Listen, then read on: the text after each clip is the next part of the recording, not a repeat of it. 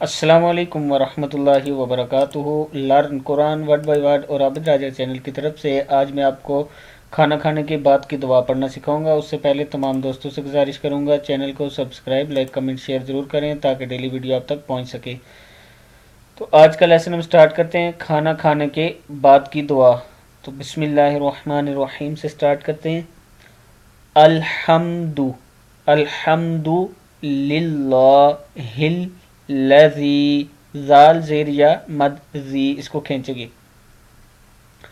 الحمد للہ الذی، پورا لفظ بنے گا الحمد للہ الذی اطعمنا، اطعما میم زبر ما نا، اطعمنا، الحمد للہ الذی اطعمنا وسقانا، وسقانا۔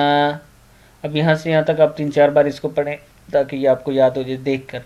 الحمد للہ الذی اطعمنا وسقانا وجعلنا، وجعلنا، وجعلنا من المسلمین، وجعلنا من المسلمین۔ پورا دیکھیں، الحمد للہ الذی اطعمنا وسقانا وجعلنا من المسلمین۔ مطلب دیکھیں اس کا، سب تعریفیں اللہ ہی کے لیے ہیں جس نے ہمیں کھلایا اور ہمیں پلایا اور ہمیں مسلمان بنایا۔